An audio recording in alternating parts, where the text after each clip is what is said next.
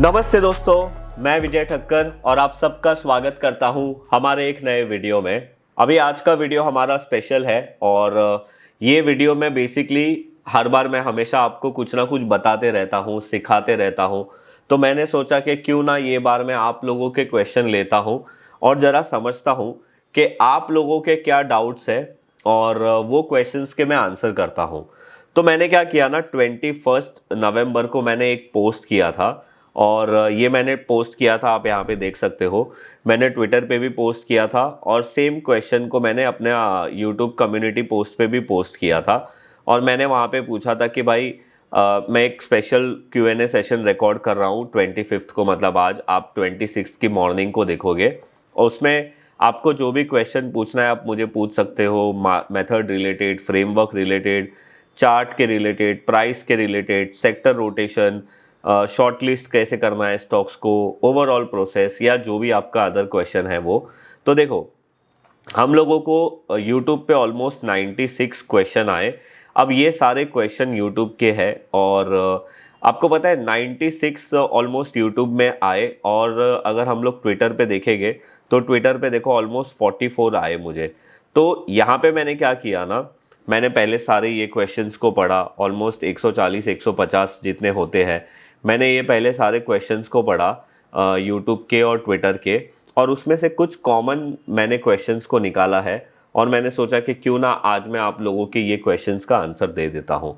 तो हम लोग शुरू करते हैं हमारे पहले क्वेश्चन से और इसी तरीके से आज ये वीडियो होने वाला है। इतने सारे क्वेश्चन थे बट मोर और लेस सारे कॉमन क्वेश्चंस के रिलेट। समझो अभी कोई पूछ रहा है कि भाई स्विंग ट्रेडिंग में स्टॉक सिलेक्ट कैसे करना है, कोई पूछ रहे हैं कि मल्टी ईयर ब्रेकआउट्स में कौन से स्टॉक को सिलेक्ट करना है, एंट्री हो गया कहाँ करना है, एग्जिट कहाँ करना है, स्टॉप लॉस कहाँ लगाना है, ट्रेलिंग स्टॉप लॉस कैसे करना है, मतलब ट्रेल कैसे करना है, साइकोलॉजी को कैसे आप हैंडल करते हो, और बहुत सारे ऐसे क्वेश्चन हैं। तो मैं आज सारे रीड करूंगा और हम लोग, मतलब मैं कोशिश करूंगा आप लोगों के सारे क्वेश्चंस के आंसर देने के लिए। तो हमारा जो आज का जो पहला क्वेश्चन है ना, वो है शशिकांत शेलार जी के पास से। और ये क्वेश्चन में इन्होंने पूछा है how to find momentum stock. पहला इनका ये है। एक्चुअली एक क्वेश्चन के अंदर 2-3 क्वेश्चन है बट ये क्या है ना, कॉमन वाले लोगों से मिल रहा जुल रहा था तो मैंने यही सिलेक्ट कर लिया। उसमें पूछा है how to find momentum stock, how to find momentum sector, exactly entry कहाँ करनी है, स्टॉप लॉस कहाँ लगाना है, टारगेट कहाँ लगाना है, वो पूछा है। एंड लास्ट में पूछा है how to control your psychology after stop loss hit. मतलब वो ये पूछना चाहते हैं कि भाई स्टॉप लॉस हिट होने के बाद आपका साइकोलॉजी कैसे कंट्रोल करना है। तो विदाउट वेस्टिंग टाइम हम लोग क्या करते हैं, मैं आपको आपके क्वेश्चन का आंसर दे देता हूँ। तो पहला क्वेश्चन तो आपका ये है कि भाई how to find momentum stock. तो देखो उसके लिए बहुत सिंपल चीज़ है। मोमेंटम का मतलब क्या होता है, कोई भी स्टॉक का डिमांड में आना। और वो आपको कहाँ पे मिलेगा, या तो आप 52 वीक हाई को देखो या तो आप ऑल टाइम हाई को देखो। तो अभी आपको गूगल में जाके सीधा 52 वीक हाई स्टॉक्स करना है। अभी मैं आपको एक एग्जांपल यहाँ पे करके भी दिखा रहा हूँ। आप पहले ही लिंक को क्लिक कर दो, हमारा NSE का पोर्टल खुलेगा। यहाँ पे देखो अभी आप लोगों को पता चलेगा, मतलब ये क्वेश्चन भले मैं शशिकांत जी का ले रहा हूँ बट ये क्वेश्चन बहुत सारे लोगों का डाउट था। तो देखो यहाँ पे दिख रहा है कि आज के दिन 32 स्टॉक्स 52 वीक हाई पे है। अब हमें इसमें से कोई भी एक सिलेक्ट कर लेना है। फॉर एग्जाम्पल मैं सिलेक्ट कर लेता हूँ, ये देखो, महिंद्रा एंड महिंद्रा फाइनेंस को। यहाँ पे आप लोग देख सकते हो। तो अभी हमें क्या करना है ना, मतलब ये 32 स्टॉक्स के ऑब्वियसली हमको चार्ट तो देखने पड़ेंगे। अब आप देखो यहाँ पे आए हम लोग और इसका महिंद्रा एंड महिंद्रा फाइनेंस का चार्ट देख लिया। हमेशा मैं पहले मंथली टाइम फ्रेम का ही चार्ट देखता हूं जिससे मुझे लंबे ट्रेंड का पता चलता है। अभी इसको देख के मुझे क्या पता चल रहा है कि भाई 2018 का ब्रेकआउट ये स्टॉक अभी कर रहा है 2025 में। इसने फर्स्ट दो बार अटेम्प्ट किया, फेल हो गया, पर अभी कर रहा है। तो ये एक पॉजिटिव चीज़ है। यहाँ पे मुझे एक मोमेंटम स्टॉक मिल गया। वैसे ही 32 के 32 स्टॉक्स में आपको चेक करना है और ये फ्रेश ब्रेकआउट है तो ये मेरी वॉच लिस्ट में तो होना ही चाहिए। अभी बात आती है कि ये स्टॉक मोमेंटम में है, आपका क्वेश्चन था सेक्टर का। तो अभी देखो, अभी NSE में ना 43 सेक्टर लिस्टेड है if I am not wrong. आपको क्या करना है, ये फाइनेंशियल सर्विसेज वाला सेक्टर देखना है। अब अगर आप इसको देखोगे ना, ये भी ऑल टाइम हाई के पास ही चल रहा है तो ये भी मोमेंटम में है। इनफैक्ट अगर आप निफ्टी बैंक को भी देखोगे तो वो भी हाई मोमेंटम में है, ऑल टाइम हाई के पास ट्रेड कर रहा है। तो एक बात हमेशा याद रखना कि आपका जो क्वेश्चन है how to find momentum stock, उसका मैंने आंसर दे दिया। How to find momentum sector, आपको ये 43 स्टॉक्स में से वो सेक्टर्स को देखना है जो ऑल टाइम हाई के पास ट्रेड कर रहे हैं या 52 वीक हाई मार रहे हैं, वो ऑटोमेटिकली ऑल टाइम हाई पे ही, मतलब वो मोमेंटम में ही होते हैं। उसके बाद आपका क्वेश्चन था कि हाउ टू मेक एंट्री। अभी उसका मैं सवाल का जवाब आपको इजीली ऐसे दे सकता हूँ कि जैसे हमने ये महिंद्रा एंड महिंद्रा फाइनेंस वाले स्टॉक को सिलेक्ट किया। अब देखो, एंट्री के लिए आपको क्या करना है भाई, लास्ट टाइम इसने यहाँ पे ब्रेकआउट किया था, ये फेल हो गया। फिर वापस इसने 2024 में ब्रेकआउट किया था, फेल हो गया। तो ये दो बार 2023 और 2024 में 337.20 लेवल को ये रिजेक्ट कर चुका है। अब जैसे ये स्टॉक यहाँ पे ब्रेकआउट करता है ना, हमें यहाँ पे ऊपर एंट्री, मतलब 37.20 के ऊपर हमें एंट्री लेनी चाहिए, उसमें कोई प्रॉब्लम नहीं होता है। अब बहुत सारे क्वेश्चन ये भी आ रहे थे कि मंथली बेसिस पे एंट्री लेना है, क्लोजिंग कैंडल का वेट करना है, या वीकली बेसिस पे लेना है, या डेली बेसिस पे लेना है। तो मैं रेकमेंड करूंगा कि आप वीकली बेसिस के चार्ट को फॉलो करो, और अगर वीकली में आपका क्लोज 337 के ऊपर आ रहा है तो आप एंट्री ले लो। अब आप यहाँ पे दो चीज़ कर सकते हो, जैसे वो 337.20 ब्रेक करता है आप अपनी 50% एंट्री ले सकते हो, और जैसे 337.20 के ऊपर क्लोज कंफर्म होता है आप अपनी एडिशनल 50% की क्वांटिटी को ऐड कर सकते हो। ये हो गया आपका एंट्री का एकदम सिंपल रूल। या फिर आप ऐसे कर सकते हो, जैसे 337.20 के ऊपर 4% गया, आप एंट्री ले सकते हो। अब स्टॉप लॉस के भी बहुत सारे क्वेश्चन थे कि स्टॉप लॉस कैसे लगाना है। तो देखो, स्टॉप लॉस लगाने के लिए आप दो तीन चीज़ों को यूज़ कर सकते हो। फॉर एग्जाम्पल, अभी यहाँ पे वो नहीं है पर मैं आपको बताता हूँ। समझो कोई स्टॉक ऐसे ब्रेकआउट कर रहा है और लॉन्ग टर्म चार्ट में उसने कप एंड हैंडल बनाया है, तो आप प्रीवियस स्विंग लो को भी स्टॉप लॉस लगा सकते हो। और अगर आपको प्रीवियस स्विंग लो को नहीं लगाना है स्टॉप लॉस, तो आप क्या कर सकते हो, जो कैंडल में ब्रेकआउट हुआ है उसके लो को भी स्टॉप लॉस लगा सकते हो। That is also okay, but I generally suggest के ब्रेकआउट होने के पहले जो नियरेस्ट स्विंग लो है उसको हम लोग स्टॉप लॉस लगाए तो सबसे ज़्यादा बेटर है। तो ये हो गया अपना एंट्री एग्जिट। अब बात करते हैं हमारे टारगेट की। टारगेट में आपको सिंपल ये करना है, जनरली मैं रेंज कैलकुलेशन को फॉलो करता हूँ। तो ब्रेकआउट के पहले जो स्टॉक का हाई था और उसने जो लो लगाया था, हम लोग वो रेंज को कैलकुलेट करते हैं और ब्रेकआउट के बाद ऐड कर देते हैं। तो आप लोगों को पता चलेगा कि ये स्टॉक ने अभी 337.20 पे ब्रेकआउट किया है, इसकी अपसाइड पॉसिबिलिटी 560 तक की है। बट अगर आप अभी कैलकुलेट करोगे तो आप यहाँ पे देखोगे कि ऊपर ये स्टॉक ऑलमोस्ट 66% तक का एक्सपेक्टेशन है कि इसका टारगेट इतना आ सकता है।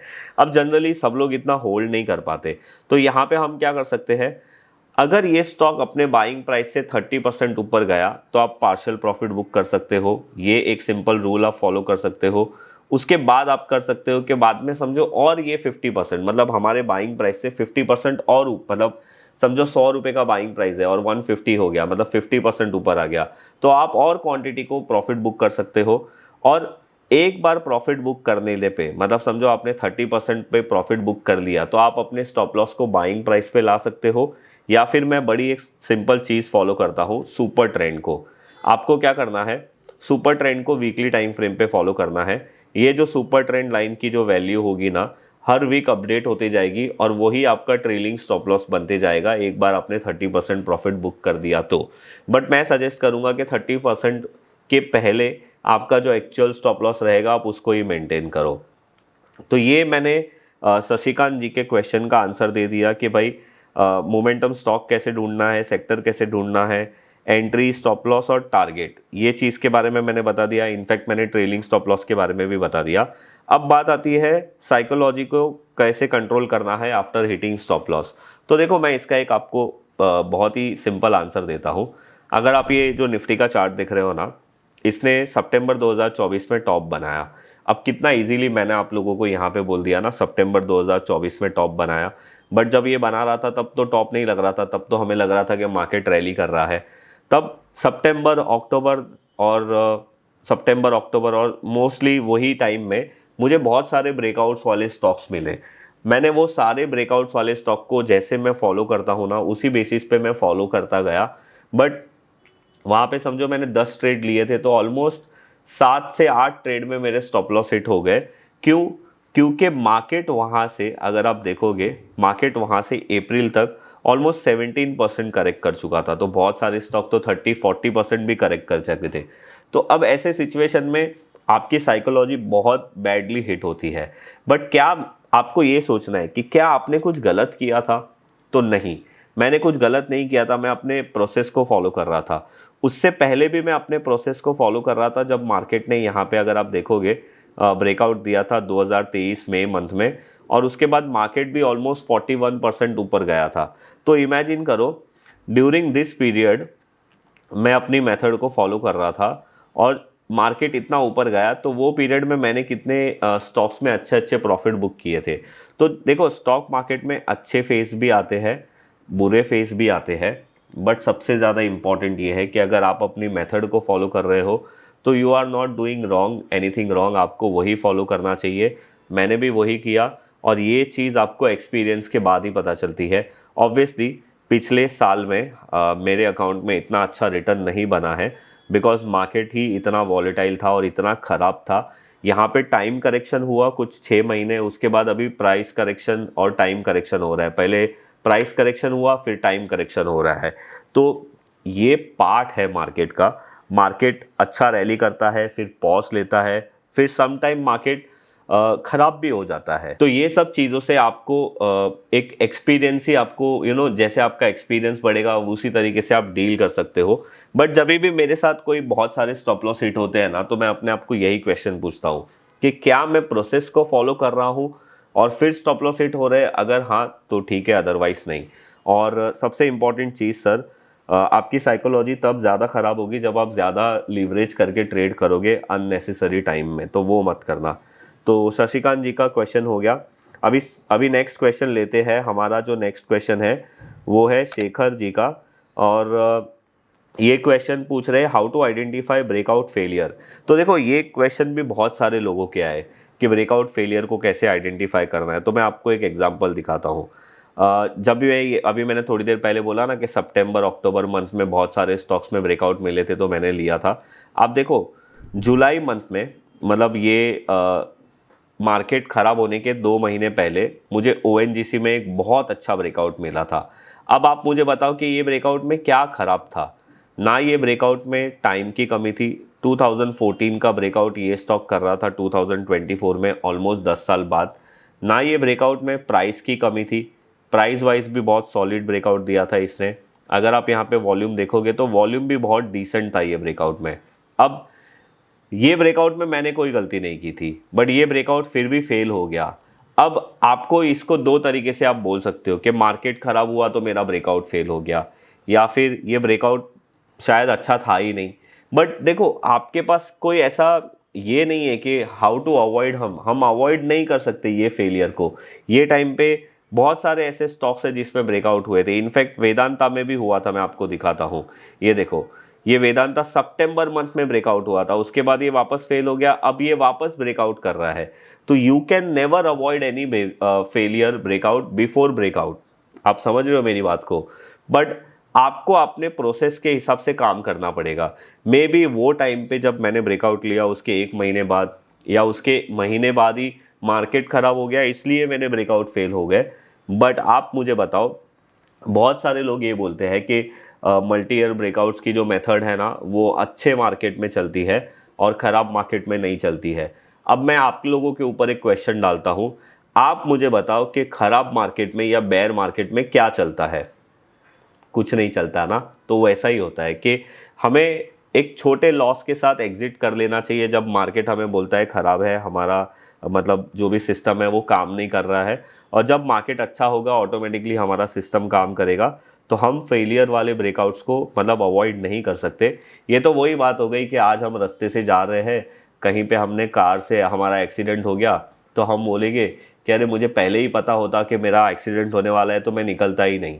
ऐसा कभी नहीं होता है, राइट? अभी हमारा जो नेक्स्ट क्वेश्चन है वो है सौरभ मोरे जी के साइड से, और ये पूछ रहे हैं, hello sir, should I buy health insurance if I already have 20 lakh emergency fund, and should I include my parents who are above 50? तो देखो सौरभ जी, मैं आपको एक इस पे मैं चीज़ बोलना चाहता हूँ कि जनरली लोग है ना, हेल्थ इंश्योरेंस को एक एक्सपेंस समझते हैं, पर मेरे हिसाब से इसको एक प्रोटेक्शन शील्ड समझना चाहिए। और उसी तरीके से आपको इसको देखना चाहिए। चाहे आपके पास 20 लाख का इमरजेंसी फंड हो या 30 लाख का इमरजेंसी फंड हो, आपको एक हेल्थ इंश्योरेंस लेना चाहिए। और वो क्यों, उसको मैं आपको सिंपल पॉइंट्स में समझाता हूँ। सबसे पहला इंपॉर्टेंट पॉइंट ये है कि जो मेडिकल इन्फ्लेशन है ना, वो 15% से बढ़ रहा है। तो समझो भगवान ना करे आपको कुछ गड़बड़ हो जाती है, कुछ मेडिकल इमरजेंसी आ जाती है, और अगर आप ऐसे टाइम में हॉस्पिटल में एडमिट होते हो, तो आपकी एक सर्जरी, अगर आप आईसीयू में भी शिफ्ट हो गए, या फिर आपके किसी स्पेशलाइज्ड डॉक्टर की फीस, ये सारी चीज़ मिला के भी आपका जो बिल है वो 15-20 लाख से ज़्यादा आ सकता है। तो मेरे हिसाब से आपका जो फाइनेंशियल प्लानिंग आप करते हो ना, तब आपको हेल्थ इंश्योरेंस अलग रखना चाहिए, जिससे आपका इमरजेंसी फंड भी सेफ रहे, और आपको सीरियस कोई इमरजेंसी हो तब सच में वो काम आए, नहीं कि ख़त्म हो जाए। अब देखो, दूसरा पॉइंट ये है कि बहुत सारे लोग क्या करते हैं, कॉरपोरेट में काम करते हैं ना, तो उनका एक हेल्थ इंश्योरेंस होता है। तो वो गलती क्या करते हैं कि वो बाद में खुद का एक हेल्थ इंश्योरेंस नहीं लेते। अब उससे गड़बड़ क्या होती है, समझो कल आपने कहीं और जॉब कर दिया, तो आपका इंश्योरेंस पॉलिसी चेंज हो जाएगा, सारी कंडीशन चेंज हो जाएगी, और यहाँ पे कॉरपोरेट में है ना, बहुत सारी जो चीज़ें हैं वो कवर नहीं होती है। जैसे अगर आपने देखा, मैटरनिटी हमें बहुत वेटिंग में मिलती है, और बहुत सारी चीज़ें, मतलब बहुत सारी जो बीमारियाँ होती है वो इसमें एक्सक्लूड होती है। तो मेरे हिसाब से अगर आप कॉरपोरेट में भी काम करते हो, तो आपका एक हेल्थ इंश्योरेंस पॉलिसी आपको लेना चाहिए। अगर समझो कि आपका कुछ रिटायरमेंट भी हो गया, तो वो टाइम पे भी आपका पर्सनल हेल्थ इंश्योरेंस पॉलिसी आपको काम आएगा। अब तीसरी पॉइंट ये है कि समझो आप अभी बड़े हो गए हो, आपकी एज 45 हो गई है या 50 हो गई है, और अभी आप कॉरपोरेट आपने जॉब छोड़ दिया और अभी आप पॉलिसी लेने गए, तो ऑब्वियसली वो टाइम पे आपकी पॉलिसी की जो प्रीमियम है वो बड़ी आएगी, बहुत सारी बीमारी कवर भी नहीं होगी। तो अभी आप यंग हो तो बेटर है आप अभी से पॉलिसी ले लो, अभी उसका प्रीमियम भी सस्ता पड़ता है। और सबसे लास्ट पॉइंट आपका जो पेरेंट्स वाला जो आपने मुझे पूछा कि भाई हमारी फैमिली को इंक्लूड करना चाहिए कि नहीं, मम्मी पापा को हमारे, तो मेरा सजेशन ये रहेगा कि आपको अलग पॉलिसी उनकी लेनी चाहिए, आपकी अलग लेनी चाहिए। उसका रीज़न क्या है मैं आपको बताता हूँ। आपके जो पेरेंट्स हैं उनकी एज और उनकी मेडिकल कंडीशन आपकी एज और आपकी मेडिकल कंडीशन से अलग होगी। तो आपकी प्रीमियम में, मतलब उनके वजह से आपका जो प्रीमियम है वो बढ़ सकता है। तो अगर आप अलग लोगे तो उनका एक अलग रहेगा और आपका कम प्रीमियम में अलग रहेगा, तो आपको ज़्यादा नुकसान नहीं होगा। और अभी देखो, ये सारी जो चीज़ें हैं ना, मैं जनरली अगर मुझे किसी भी इंश्योरेंस के रिलेटेड कुछ भी रिसर्च करना होता है, तो मैं डिट्टो इंश्योरेंस के वेबसाइट में जाता हूँ और यहाँ पे जाके मैं सारी रिसर्च करता हूँ। इनके प्लेटफॉर्म में मुझे बहुत सारे अच्छे रिसर्च करने के लिए बहुत सारी चीज़ें मिल जाती है, जिससे मैं आप लोगों को, इनफैक्ट मैं ये जो चीज़ बता रहा हूँ वो इनके प्लेटफॉर्म से देख के ही बता रहा हूँ। और इनके साथ आप 30 मिनट का एक कंसल्टेंसी कॉल बुक कर सकते हो, जिसमें क्या होगा ना, ये आपको सारी चीज़ें एक्सप्लेन करेगी आपकी नीड्स समझ के। और सबसे बेस्ट चीज़ है कि ये बिना किसी सेल्स प्रेशर के होता है, और इसके बाद आपको कोई भी स्पैम पॉलिसी के लिए कॉल नहीं करेंगे, पुश नहीं करेंगे अदर किसी इंश्योरेंस एजेंट के जैसे। और अगर आपको ये नहीं करना है तो भी आप इनकी वेबसाइट पे जाके सारा रिसर्च मटेरियल देख सकते हो और बहुत सारी इंश्योरेंस पॉलिसी को कंपेयर कर सकते हो, आपको बहुत सारी चीज़ें पता चल जाएगी। और अगर आप इनके साथ पॉलिसी बनाते हो, आप डिटो इंश्योरेंस के साथ, तो जब आपका क्लेम सेटलमेंट का टाइम आता है ना, तब भी ये आप लोगों को हेल्प करते हैं। और सबसे बड़ी बात ये है कि ये ज़ीरोधा से बैक्ड कंपनी है, इसी वजह से इसमें ट्रस्ट फैक्टर भी अपना स्ट्रांग हो जाता है।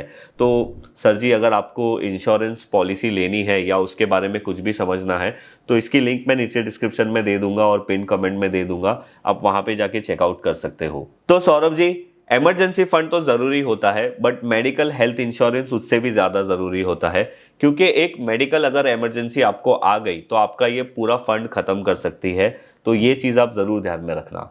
तो अभी नेक्स्ट क्वेश्चन पे आते हैं। नेक्स्ट क्वेश्चन है विनय जी के पास से, can you talk about position sizing. तो देखो, इन्होंने बहुत ही ओपन एक क्वेश्चन पूछा है, मैं इसका आंसर बहुत सिंपल वे में दे दूंगा।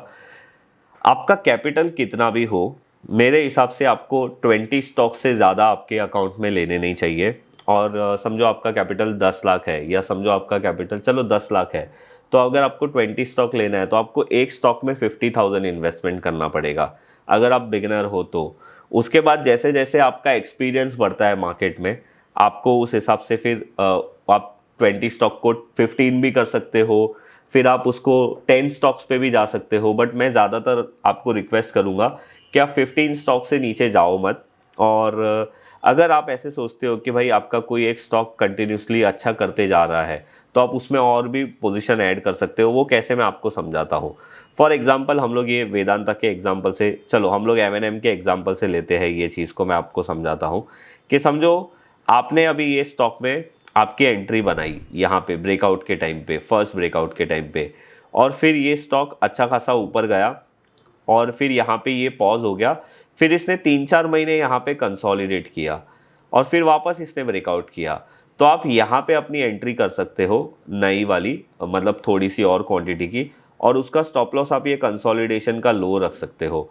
तो इससे क्या होगा कि आप विनर स्टॉक्स में पैसे ज़्यादा डालते जा रहे हो। शायद आपने स्टार्टिंग में इसमें एज पर अवर प्लान आपने 50,000 ही डाला था, क्योंकि आपको 20 स्टॉक्स करने हैं 10 लाख में, बट बाद में आप यहाँ पे और 30,000 या और 20,000 डाल सकते हो पिरामिड करने के लिए। तो ये भी बहुत सारे क्वेश्चन आए थे कि सर पिरामिडिंग कैसे करना है, तो वो भी मैंने आपको दिखा दिया। और जो आप ये क्वांटिटी यहाँ पे पिरामिड कर रहे हो ना, उसी का स्टॉप लॉस यहाँ पे स्विंग लो लगाना है। जो एक्चुअल क्वांटिटी आपके लिए, उसका आपको स्टॉप लॉस जो एक्चुअल क्वांटिटी के हिसाब से या जो मेजर ब्रेकआउट के हिसाब से लिया था वो करना है। तो ये आपका आंसर है विनय जी। अभी नेक्स्ट क्वेश्चन पे आते हैं। मालव जी का क्वेश्चन है, और ये क्वेश्चन पता नहीं उन्होंने क्यों किया है, पर फिर भी हमारी टीम ने ले लिया है। तो उनका ये क्वेश्चन है कि अपने अपने रिलेटिव्स, मतलब फैमिली को कैसे फुल टाइम ट्रेडर बनने के लिए कन्विंस किया था। तो मालव जी, पहली बात तो ये है कि मैं फुल टाइम ट्रेडर नहीं हूँ और कभी नहीं था भी। मैंने 2009 में अपना career as a sub broker, as a sales manager शुरू किया था। मतलब मैं सेल्स में था मोतीलाल ओसवाल में।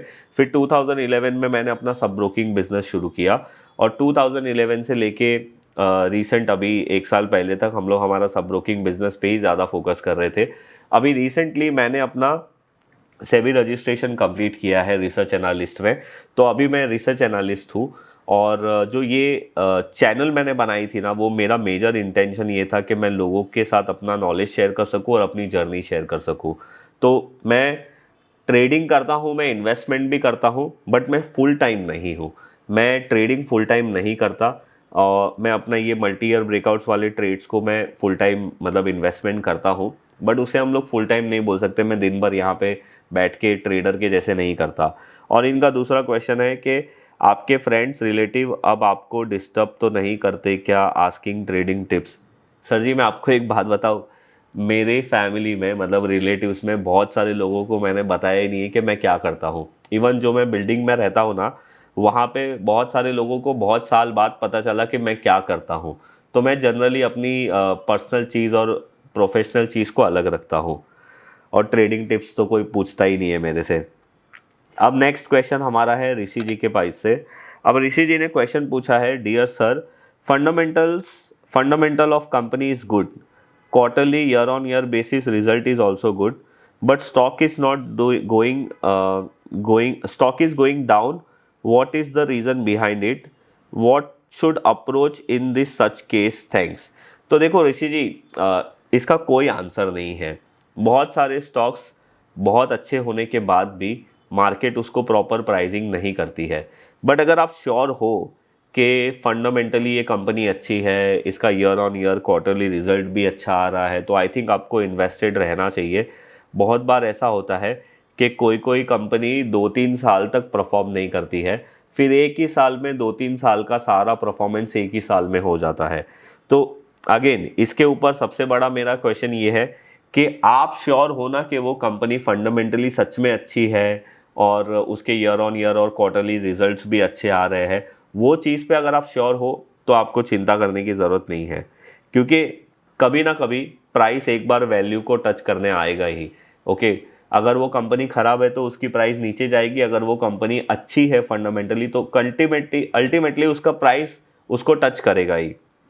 अभी नेक्स्ट क्वेश्चन है नेवर स्टॉप लर्निंग के पास से, और उन्होंने ये क्वेश्चन में पूछा है, I purchase something on breakout और whatever, but I can predict the target because when I book my profit then it goes more upwards, like I buy HBL at 100, sell it at 500 nearby, but at this time 900. Please tell me how to deal with this. तो sir देखो, आपका नाम तो नहीं लिखा है but never stop learning लिखा है, तो मैं आपको वैसे ही बोलूँगा। देखो इसमें क्या है ना कि आप कभी भी किसी भी स्टॉक के टॉप को नहीं पकड़ सकते। मैंने भी, मेरे साथ भी ऐसा बहुत बार हुआ है। मैंने अखबार खरीदा था, फिर उसको बेचा, फिर वो वहाँ से और 2-3 गुना हो गया। फिर परसिस्टेंट भी वैसे हुआ। पावर इंडिया हिताची करके एक स्टॉक है, वो भी ऐसे हुआ। बहुत सारे ऐसे स्टॉक है, मास्टेक में भी ऐसे हुआ था। अब इसमें प्रॉब्लम क्या होती है, आपने खरीदा क्यों था, क्वेश्चन नंबर 1 ये है, आपको पूछना चाहिए। क्वेश्चन नंबर 2 सबसे ज़्यादा इंपॉर्टेंट है कि आपने जब 500 में बेचा तो उसका रीजनिंग क्या था।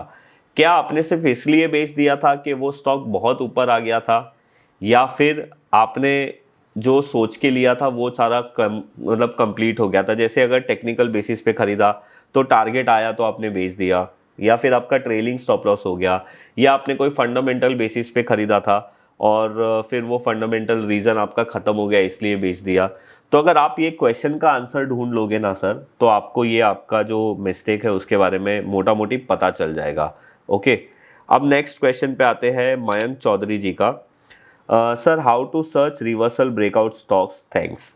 तो मयंक जी देखो, रिवर्सल ब्रेकआउट हो या मल्टी ईयर ब्रेकआउट हो, इसको सर्च करने के लिए आपको 2-3 चीज़ों को चेक करना पड़ेगा। 52 वीक हाई कौन से मार रहे हैं सबसे। रिवर्सल ब्रेकआउट मतलब क्या होता है मैं आपको यहाँ पे बताता हूँ। जो नॉर्मली हम लोग ट्रेड, मतलब मैं जो ट्रेड लेता हूँ वो जनरली ये होते हैं मल्टी ईयर ब्रेकआउट। मेरी ड्राइंग को थोड़ा अवॉइड कर देना, जो अपने ऑल टाइम हाई को ब्रेक करते हैं। बट रिवर्सल ब्रेकआउट कौन से होते हैं, जो यहाँ पे ब्रेकआउट करते हैं डाउन साइड में। अब आप मेरे को बताओ कि बहुत सारे साल में ये स्टॉक डाउन ट्रेंड चला था और अभी वो ऊपर एक रिवर्सल ब्रेकआउट कर रहा है, तो यहाँ पे वो स्टॉक कौन सी कैटेगरी में आपको मिलेगा, 52 वीक हाई पे। तो आपको क्या करना है, ये मैंने जो पहले बताया, ये एनएससी की 52 वीक हाई वाली लिस्ट को दिन में एक आध बार या हफ्ते में 1-2 बार आपको ये चेक करते रहना है। तो यहाँ पे क्या है ना, आपको सारे स्टॉक की लिस्ट आ जाएगी और आपको आइडिया आ जाएगा कि अरे ये स्टॉक में अभी सडनली इतना मोमेंटम कैसे आ रहा है। तो हम लोग इसका चार्ट देख के हम लोगों को पता चल जाएगा। जैसे अभी समझो फॉर एग्जांपल यहाँ पे मैंने ये टेक ले लिया, मुझे पता नहीं है इसका चार्ट कैसा है, पर मैंने यहाँ पे लिया और मैंने कॉपी पेस्ट कर दिया टेक सोल्यूशन। तो अभी देखो यहाँ पे, आप देखो यहाँ पे क्या हो रहा है, ये स्टॉक इतने टाइम से डाउन ट्रेंड में चल रहा था, अभी सडनली यहाँ पे डिमांड आ रहा है, पर क्या इसमें रिवर्सल ब्रेकआउट हुआ है, नहीं। तो अगर मैं बोलूँगा तो मेरे हिसाब से सबसे बड़ा रेजिस्टेंस ये है 40 रुपीज़, और उससे भी बड़ा रेजिस्टेंस ये है 75 का, जो 2021 का है। अगर ये ब्रेक किया तो हम मान सकते हैं कि हाँ ये रिवर्सल ब्रेकआउट कर रहे हैं। तो रिवर्सल ब्रेकआउट में भी बेस बड़ा होना चाहिए। ओके, वो चीज़ आप ध्यान में रखना। तो चलो इनका भी एक क्वेश्चन का आंसर हो गया मयंक जी का। अभी हम नेक्स्ट क्वेश्चन लेते हैं करुणा जी का, डॉक्टर करुणा जी का। और ये क्वेश्चन में उन्होंने बोला है, dear sir after filtering stock technically how do you further filter using fundamentals and what are the criteria of fundamental analysis, thank you. तो करुणा जी मैं आपको एक चीज़ बताता हूँ कि वैसे तो मुझे फंडामेंटल्स का नॉलेज इतना ज़्यादा है नहीं, अभी मैं खुद भी सीख रहा हूँ। पर मैं आपको कुछ पैरामीटर्स बता सकता हूँ जो आपको चेक करना चाहिए।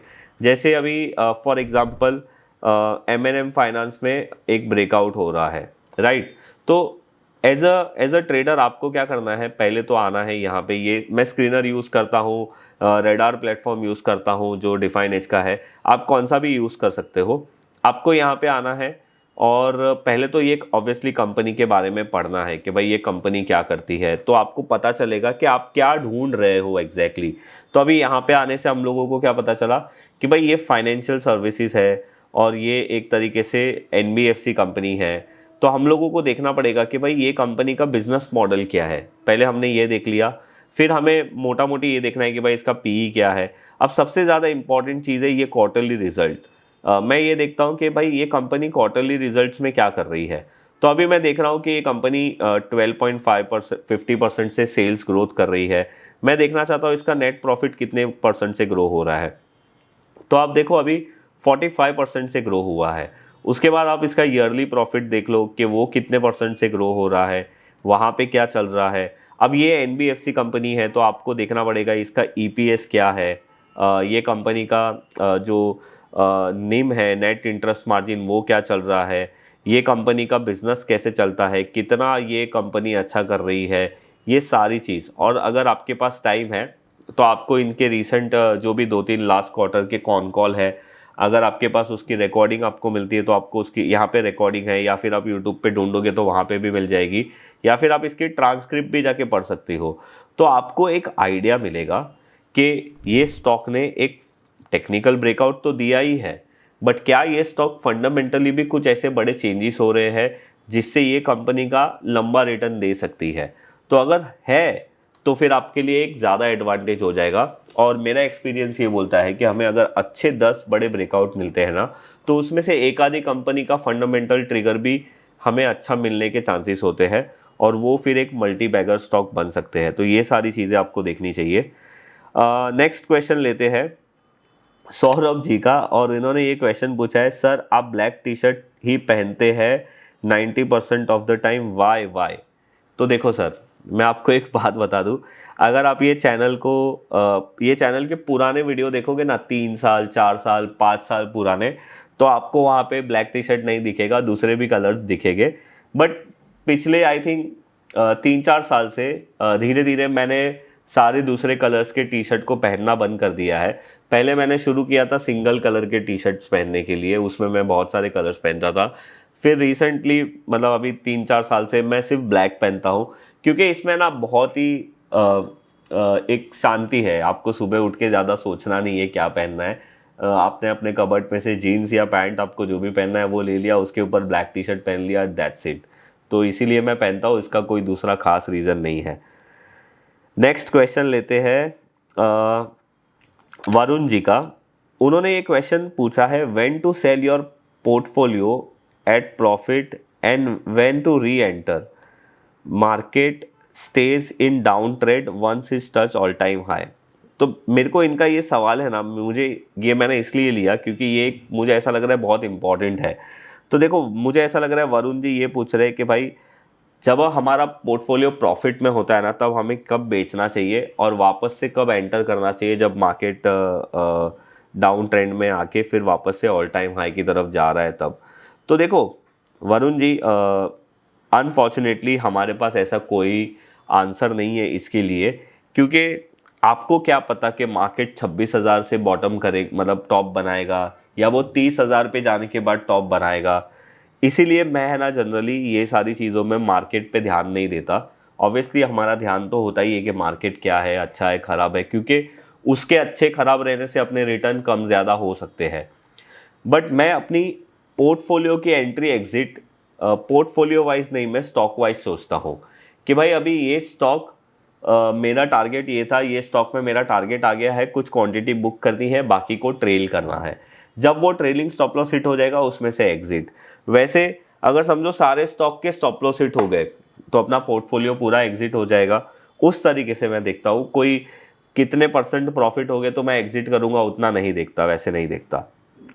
अब नेक्स्ट क्वेश्चन लेते हैं अपना अमित जी के पास से।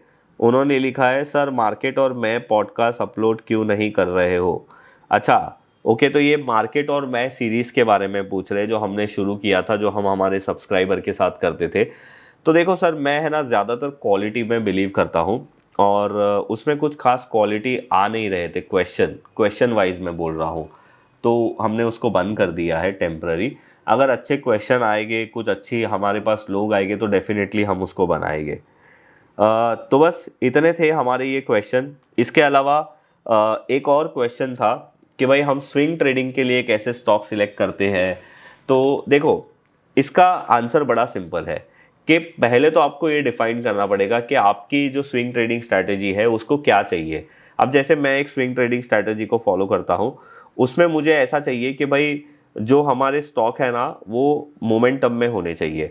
तो जैसे मैं एक एग्जांपल ले रहा हूँ, जैसे L&T फाइनेंस ने यहाँ पे ब्रेकआउट किया था जून महीने में, जून और जुलाई महीने में, जून जुलाई अगस्त महीने में, और ये ब्रेकआउट हुआ था ऑलमोस्ट 200 रुपीज़ के आसपास। तो मेरी स्विंग ट्रेडिंग की मेथड की क्या है कि मुझे एक बाय करना है और फिर सेल करना है। मतलब मेरा स्विंग ट्रेड बाय में ही होता है, मैं सेल वाले स्विंग ट्रेड नहीं करता। और मुझे अगर किसी स्टॉक में बाय करना है और फिर सेल करना है तो ऑब्वियसली वो स्टॉक का जो लॉन्ग टर्म चार्ट है वो पॉजिटिव रहना चाहिए। तो L&T फाइनेंस यहाँ पे ब्रेकआउट कर रहा था जुलाई अगस्त में, और वो भी 2017 के बाद। तो ये बहुत बड़ा ब्रेकआउट था, ये एक मेरा स्टॉक सिलेक्शन हो गया। अब मैं इसको एज ए इन्वेस्टमेंट यहाँ पे बाय भी कर सकता हूँ, या फिर एक बार मैंने ये स्टॉक को सिलेक्ट कर लिया, फिर डेली टाइम फ्रेम में जाके मैं यहाँ पे अपनी स्विंग ट्रेडिंग को एग्जीक्यूट कर सकता हूँ। अभी यहाँ पे जैसे उसने प्रीवियस हाई ब्रेक किया, आपने यहाँ पे ले सकते हो, बाय कर सकते हो, यहाँ पे आप अपना स्टॉप लॉस लगा सकते हो। फिर वापस जैसे यहाँ पे, मतलब मैं आपको बता रहा हूँ कि आपको एक लार्जर ट्रेंड में, छोटा ट्रेंड में कैसे आप स्विंग ट्रेडिंग कर सकते हो। यहाँ पे आपकी एंट्री थी, ये आपका स्टॉप लॉस था। फिर वापस से यहाँ पे ये कंसोलिडेशन ब्रेक हुआ, फिर आपका स्टॉप लॉस तभी यहाँ पे था। अभी भी ये स्टॉक में वापस से अगर ये ब्रेकआउट होगा, तो अभी अगर इसका ये स्विंग लो बनेगा तो ये अपना स्टॉप लॉस बन जाएगा। तो आप देखो मैंने एक मल्टी ईयर ब्रेकआउट को स्विंग ट्रेडिंग के लिए कैसे यूज़ किया। मंथली टाइम फ्रेम और वीकली टाइम फ्रेम में उसकी स्ट्रेंथ को मैंने पकड़ा, और डेली टाइम फ्रेम में जैसे जैसे वो प्रीवियस हाई ब्रेक कर रहा था, मैं प्रीवियस स्विंग लो को स्टॉप लॉस लगा के स्विंग ट्रेडिंग कर रहा था इसमें। अभी जैसे आप यहाँ पे देखोगे ये महिंद्रा एंड महिंद्रा फाइनेंस है। अभी देखो ये स्टॉक भी सेम वही कंडीशंस को फुलफिल कर रहा है। तो अगर ये स्टॉक अभी आपने यहाँ पे देखा कि ये मंथली टाइम फ्रेम में ब्रेकआउट कर रहा है, स्ट्रांग है, वीकली में भी स्ट्रांग है, अब मुझे क्या करना है, डेली टाइम फ्रेम पे सिर्फ इसको वॉच करना है। तो ये मेरा मेथड है स्विंग ट्रेडिंग के लिए। मैंने आपको बता दिया कि मैं कैसे स्टॉक को सिलेक्ट करता हूँ। आपका भी अगर स्विंग ट्रेडिंग बाय और सेल वाला है, मतलब आप सिर्फ बाय वाले स्विंग ट्रेड्स करते हो, तो आप इसको यूज़ कर सकते हो, भले बाद में आपकी मेथड कोई भी हो। तो बस ये था हमारा आज का ये वीडियो। आई होप मैंने आपके जितने सारे क्वेश्चन थे ना, उसके सारे के मैंने आंसर प्रॉपरली दे दिए। अगर आपको लगता है कि कोई मैंने आंसर भूल गया हो या कुछ अलग है, अभी आपका नया क्वेश्चन है, तो आप डिस्क्रिप्शन में उसका क्वेश्चन डाल सकते हो नया। मैं उसके लिए एक पार्ट 2 वीडियो बनाऊंगा। और अगर आप लोगों को इंश्योरेंस लेना है, तो मैंने डिस्क्रिप्शन में डिटो इंश्योरेंस की लिंक दे दी है, आप वहाँ पे जाके इंश्योरेंस ले सकते हो, या फिर आप 30 मिनट का एक कॉल उनके साथ बुक कर सकते हो। वो आपको गाइड करेंगे और वो आपको ज़्यादा स्पैम भी नहीं करेंगे। तो आप बेफिक्र होकर उनसे अपनी प्रॉब्लम शेयर कर सकते हो। वो आपको बेस्ट सोल्यूशन देंगे, आपको कौन सा इंश्योरेंस लेना चाहिए, कौन सा नहीं लेना चाहिए, और सारी रिसर्च आप उनकी वेबसाइट पे कर सकते हो।